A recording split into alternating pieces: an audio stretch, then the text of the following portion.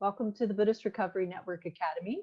I'm Robin Smith, and today Vince Cullen is joining us for the teaching of concrete beds and wooden pillows, waking up the hard way, or finding insight but not serenity. Thanks for joining us. A big shout out to everyone in our recovery community who keeps our Sangha growing in authentic and collaborative ways. So I think I should tell you a little bit about our teacher, Vince Cullen. Vince is an ex-alcoholic who's been associated with the Wat Suan Mokkh monastery in Thailand and Buddhist-oriented drug and alcohol recovery since 1998. Vince founded and has facilitated the Precept Sangha, Meditation for Awakening, sit and share meetings in England, Scotland, Ireland, India, Nepal, Thailand, and the US as part of his ongoing teaching of Hungry Ghost retreats. He's a charter member of the Buddhist Recovery Network. Vince has completed both the committed Dharma practitioner and advanced practitioner programs offered by Gaia House in England. He's completed the Mindfulness Teachers Development Program offered by Bodhi College in Switzerland and the UK. And Vince has twice taken temporary ordination in unique Buddhist tradition practiced at Wat Suan Mokkh Monastery in Thailand. He's previously been a Buddhist prison chaplain in both male and female prisons in the UK. So it is a great honor for me to introduce you to Vince. And good evening, everyone. Or good morning, good afternoon, good evening, good night, wherever you are in the world. My name is Vince Cullen. I'm sitting here in Nalagiri House in Tipperary in Ireland. Thank you very much for joining me tonight. A few names on the participants list that I recognise, so lovely to see people I've met before, and to anyone I haven't met before, hello. Thank you for coming to sit with me. I just want to start tonight with an amalgam of some short suttas from the connected discourses. It's very short amalgamation of in fact, yeah, from the numerical discourses. The Buddha says, for the direct knowledge, for the full understanding, for the utter destruction, for the vanishing, for the fading away, for the cessation, for the giving up, for the relinquishment of hatred, delusion, anger, hostility, envy, miserliness, deceitfulness, arrogance, and intoxication. These two things are to be developed. Which two? Serenity and insight. So after our short meditation, I'd like to just explore, just to touch on what serenity and insight look like from a Buddhist perspective, and also their relationship and the importance of mindfulness in this whole process.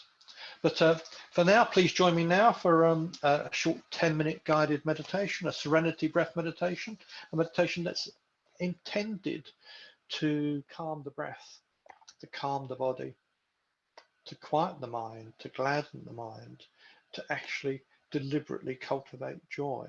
So if you'd like to take an upright, dignified posture as best you can, wherever you're sitting, and we will begin.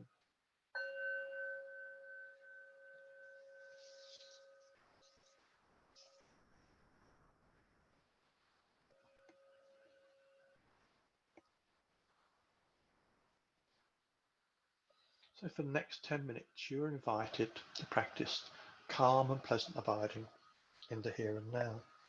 For the next 10 minutes, there's nowhere to go. There's nothing to be done. There's no one special to be or to become. Sit with your back straight, feet on the floor. If it's comfortable for you, you might let your eyes gently close.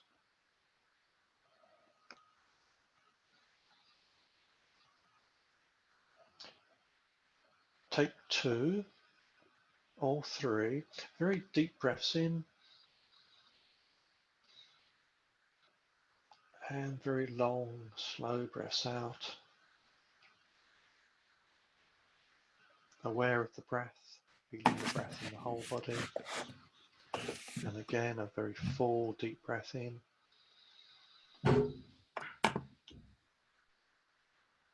And a very long, Slow, deliberate breath out.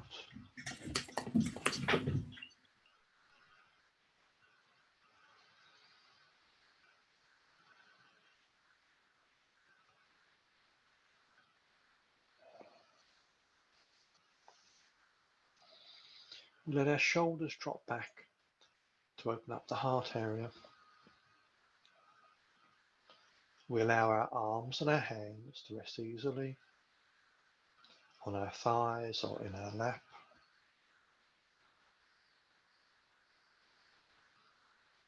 And we try to let go of any tension, any stress that we're holding anywhere in our body, in our belly, in our chest, between our eyes, with the next out breath.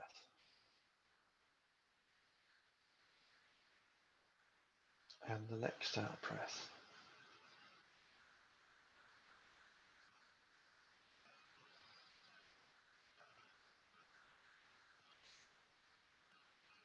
And then we just settle into this contemplation of breathing, this awareness, this full awareness of breathing.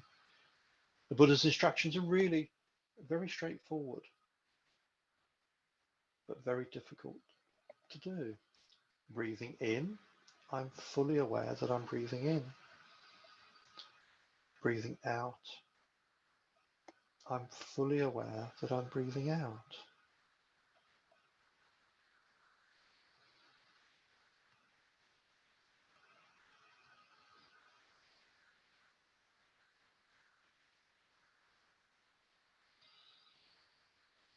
So there's no special way to breathe in or out,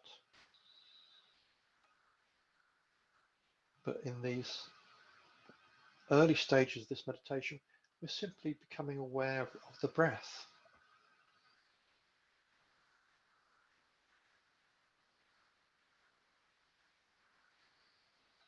The in-breath and the out-breath. A full awareness that knows how long the breath is, how long the out-breath is.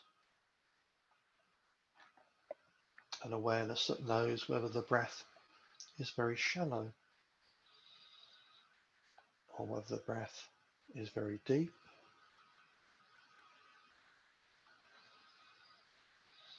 Whether the breath is long, whether the breath is short, whether the breath is silky smooth,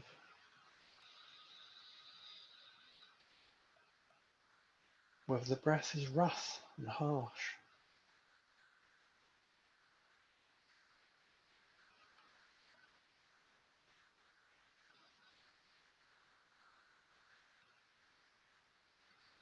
But the awareness we bring to our breath is an open, spacious awareness.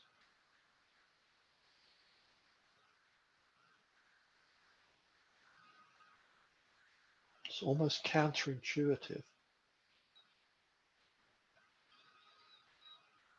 Breathing in, I'm fully aware of the in-breath. Its length, its depth, its qualities. Breathing out, I'm fully aware of the out-breath. Its length, its depth, its qualities. I might choose to be aware of the breath at a single point. Perhaps at the tip of the nose, or perhaps at the rise and fall of the belly.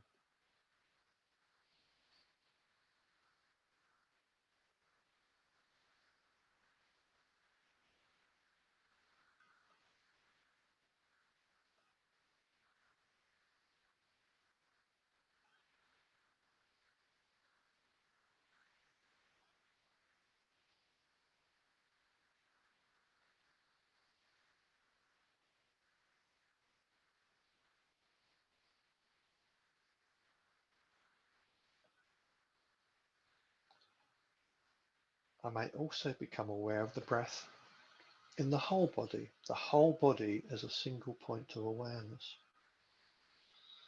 Knowing the in-breath in the whole body and the out-breath in the whole body.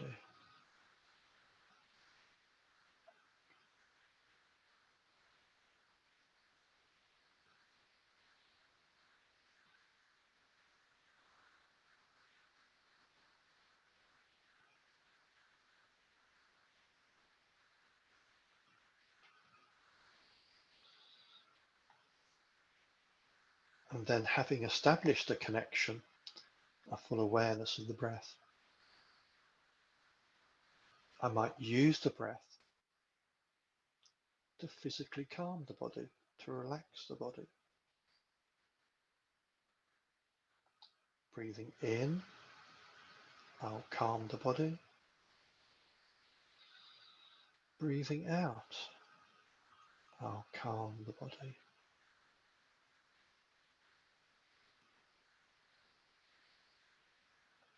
So we can use our breath quite intentionally, quite deliberately, to let go of stress and discomfort, tension. And with the breath only being in the present moment, we also let go of the past and we let go of the future.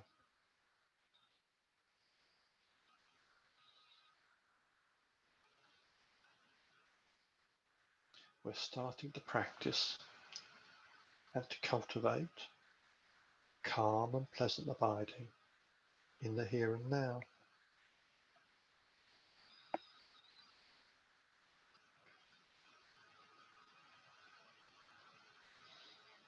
And finally, we might use the breath quite intentionally, quite deliberately, to cultivate a sense of joy. With each breath I breathe in, I cultivate joy. With each breath I breathe out, I cultivate joy. I allow myself to be joyful, to appreciate and take joy at each in-breath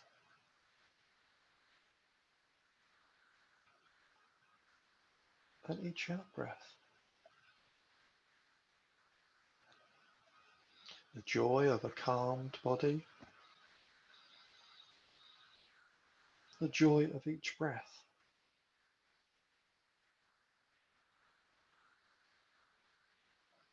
The joy of being present in this moment,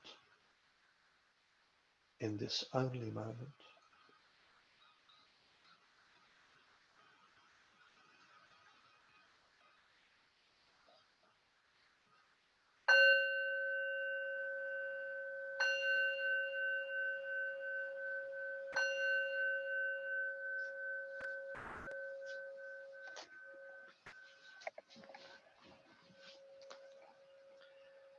Thank you for sitting with me.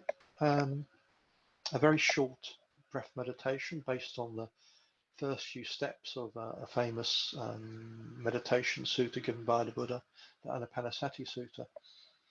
And I bring this to mind as the title of this talk is called Serenity and Insight, or Concrete Beds and Wooden Pillows. Not creating much insight or much serenity for me. Way back in 2003, I think Robin mentioned it, I ordained for the first time, only a temporary ordination in Thailand for 30 days as a monk at Wat Suan Mokkh monastery, a very unique order of monks and nuns. And I threw myself into an ordination because I wanted to learn more about meditation. I wanted to learn more about Buddhism. I'd been working with this monastery and their approach to addictions and recovery for some years, but I knew nothing. I'd let so many years pass and I knew nothing really about Buddhism. I knew nothing about meditation.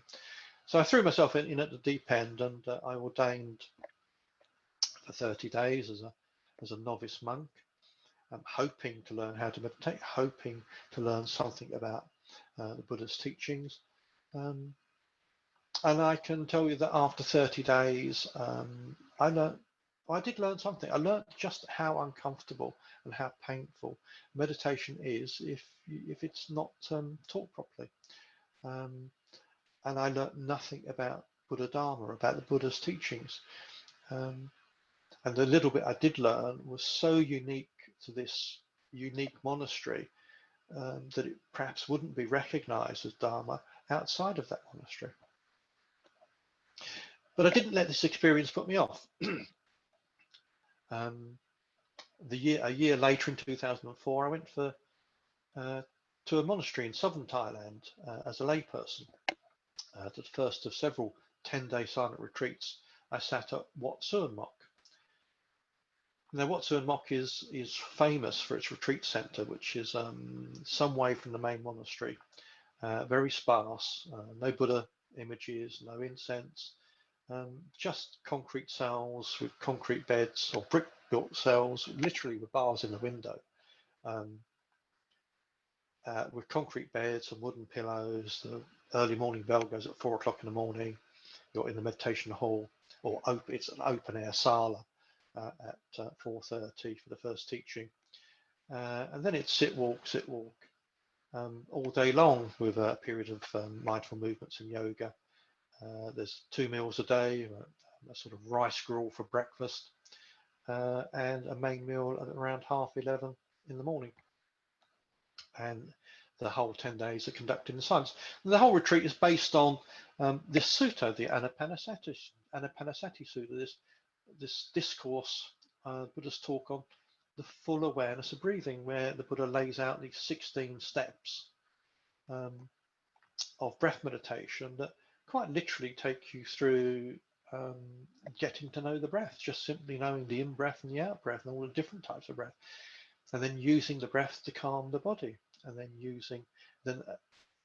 cultivating joy and happiness at that stage, and then invest in calming the mind with the breath, and then cultivating gladness of the mind, and getting to investigate the mind, and eventually leading up to the 16th step, this liberation, the cessation. So it's 16 steps that really take us across the whole spectrum of serenity into insight, and the liberating insight leading to freedom.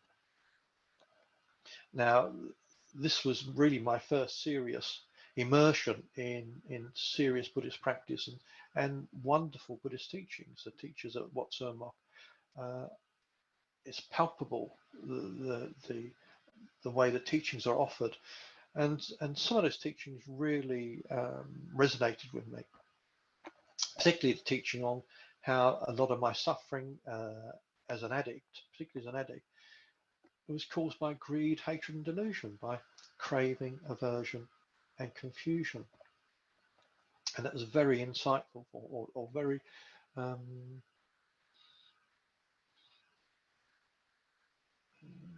welcoming to have that perspective on how my suffering may have arisen. But one thing that happened on that retreat stays with me today, and that is that there I was, immersed in this meditation practice of sitting and walking and sitting and walking, a Dharma talk, and then more sitting, more walking. And I couldn't develop any serenity at all. I couldn't develop this one-pointed concentration, this one-pointed tranquility, this unification of the mind, a collected mind. I would sit down, and even if I tried to count my breaths by the 3rd breath, I was off. I was planning which shirts I would wear the next day. I was planning which days that I would shave. I didn't shave every day. I used to shave every other day. I knew that when I got back to England in about 15 days' time, I knew which shirt I wanted to be wearing. I knew that I wanted to be clean shaven when I arrived home. So I would work backwards when I should have been watching my breath. Which shirts I would have to wear on which days, and which days I would have to wash shirts, and which days I would have to shave, and which bus I would get at the end of the retreat to get to the airport, and what would happen if I didn't get the bus. And all of this was ploughing through my mind when I should have been simply watching being present and watching my breath. In many regards, I'd left the retreat even before I'd started it. But I sat and I persevered day after day, sitting after sitting, walking period after walking period, trying to bring my awareness back to my breath, simply watching the in-breath and watching the out-breath. But this incessant need to plan mundane things in minute detail kept intruding, and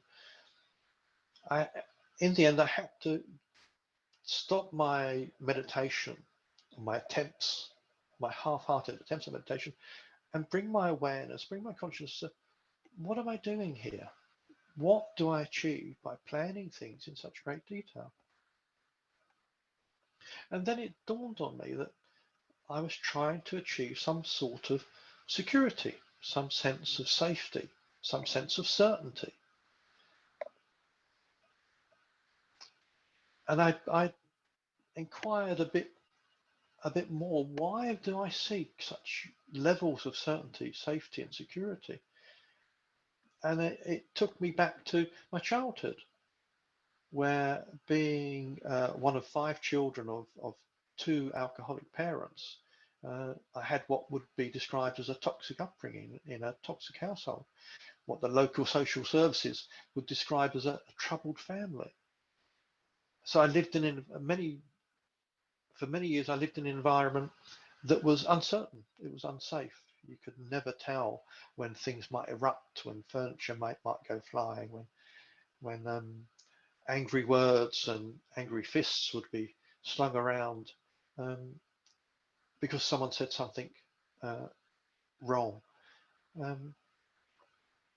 So I had this insight, one might say an insight, in trying to gain serenity. I had an insight into the nature of my suffering, into why I couldn't gain serenity, why I couldn't achieve any tranquility, because I had this incessant need to plan, to feel safe, secure, to feel that my world was under my control. Now, you might think that's quite an achievement, and I suppose in one sense it probably was, because it ultimately, if not immediately, but ultimately it did lead to a lot of freedom. I don't do that anymore. It took many years to break those habits, those entrenched habits, but I don't do that anymore. But at the time, I was very judgmental of myself. I judged myself for not being able to sit and watch my breath, that I was being distracted too easily. What I didn't understand at the time was the part that mindfulness plays in both the cultivation of serenity and the cultivation of insight. And mindfulness, this faculty of bearing something in mind, keeping something in mind, remembering whatever it is you need to remember in this moment. And one of the qualities of mindfulness is kindness.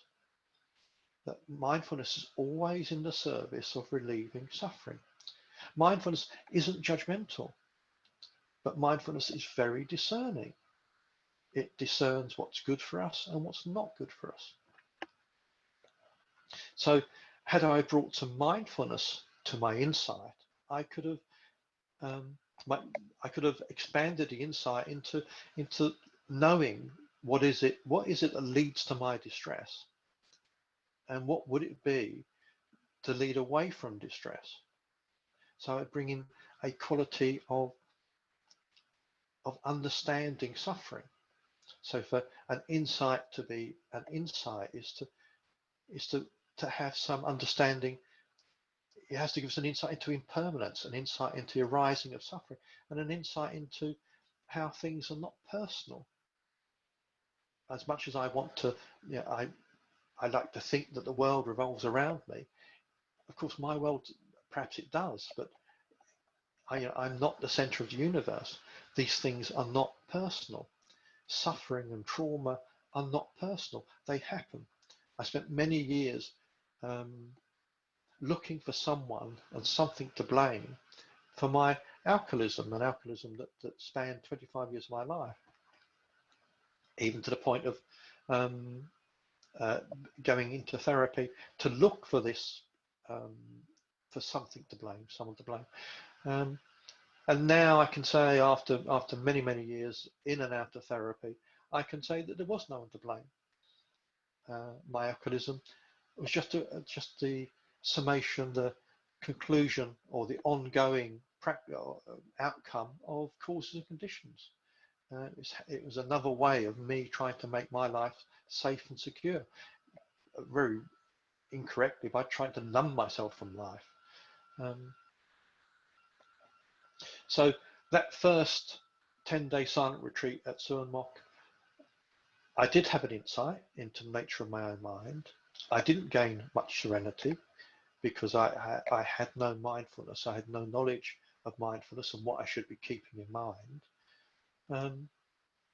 But ultimately, over a longer period of time, the Dharma, the Buddhist teachings, the more we immerse ourselves in them, it's like almost like a process of osmosis, and we pick up on it, and we cultivate and develop, and hopefully move away from suffering, and we move towards the end of suffering.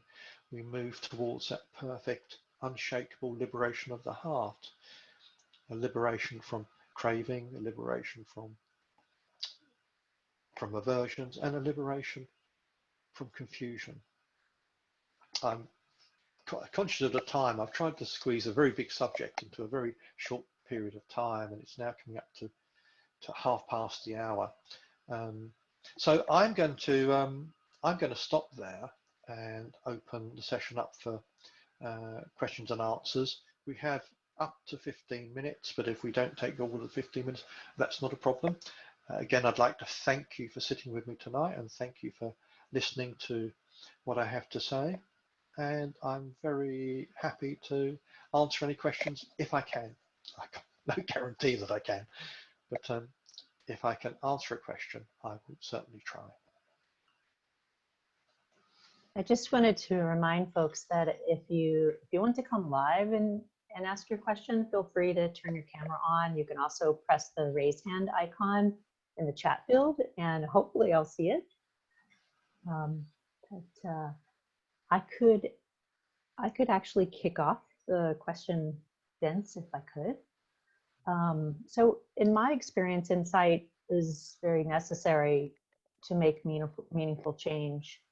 And I was wondering if you could talk a little bit about your experience and how serenity, or the stillness that you're developing in meditation, can lead to insight. Yeah, so the Buddha's cousin Ananda was asked this question, Ananda, what should come first, serenity or insight? And he answered, he said, sometimes, for some people, insight comes after practicing serenity, after gaining serenity. Insight then arises. He said, for other people, the serenity comes after having insight. And he said, for another class of people, serenity and insight both arise at the same time. So it all depends on our starting point, and which end of the stick. Ajahn Chah said that serenity and insight are like two ends of the same stick, and like two ends of the same stick. And if you pick up the stick, you're picking up both. So but it depends where you start from. So I just happened to go along to a 10-day silent retreat on the Anapansati Sutta, which on this full awareness of breathing, starting with developing serenity, developing concentration, developing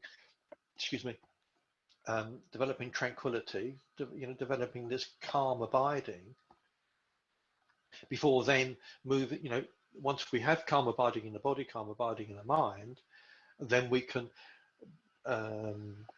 focus the mind, direct the mind to investigate impermanence, to investigate the nature of suffering, to investigate the impersonal nature of life, the not self aspect of life. So we can move through that process in that direction. But I'm aware that in the West, we have a lot of meditation groups, known as insight meditation groups, where insight seems to be the goal, and perhaps it is a goal, but for me, the two arise. Well, they don't particularly arise together. For me, I just prefer to start with. I get a lot of comfort from practicing serenity and tranquility, and intentionally using the breath to cultivate joy, to cultivate happiness, and to gladden the mind. And I come in from that angle. And then insight, for me, insight comes generally when I can't have those things, when those things don't arise, when those things are disrupted. So I can't comment overly on the other approach. And certainly one difference might be that, if we come in on the serenity approach, that's very heavily influenced by the precepts and living skillfully and mindfully, because we can't have a quiet, peaceful mind if we're not if we don't live in harmony with precepts, if we're in conflict with ourselves and in conflict with those around us, if we're not in harmony with our surroundings, then it's very difficult to develop serenity. And so I'm not so sure whether there's such a focus coming to liberation from starting from the insight perspective, which I believe is sometimes called the dry path, the insight path. So I don't know whether that helps. I would perhaps I should get myself to Burma and sit a Burmese insight meditation retreat, and maybe one day I will. That's great. Thank you. It's very helpful. Well, I wanted to say thank you so much for being with us today, Vince, and sharing some of your very vivid experience of your early retreats, your love of the breath, and how much work it can be to gain a joyful place of stillness, but how worth it is.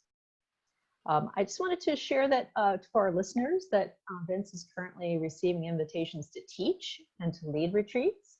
And if you or your local Sangha or retreat center are looking for a very impactful Dharma teacher who leads both day-long and extended retreats, feel free to connect with Vince at the email address that I'm going to share with you in chat.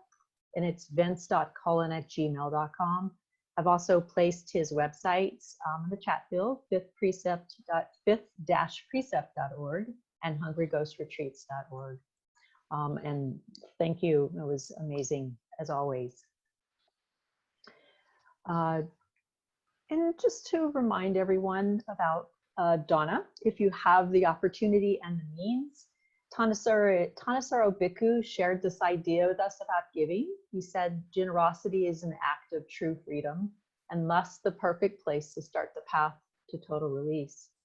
So if you'd like to show support today for Vince, for our network that supports so many recovery efforts, you can use this link that I'm going to place into chat. And again, that's buddhistrecovery.org/donate. And it's also on our website. So it doesn't have to be now, although we would appreciate it now. And our next live Academy teaching will be Sunday, March 1st. And we're going to have Fresh Live White from Oakland, California teaching. So we'd love to have you join us. Thank you, as always, for being here, for giving us the gift of your presence, and for being part of our Sangha. So may you all be well and have a really great February. Thank you. Thank you very much, Robin. Thank you, everyone. Thank you. Good night.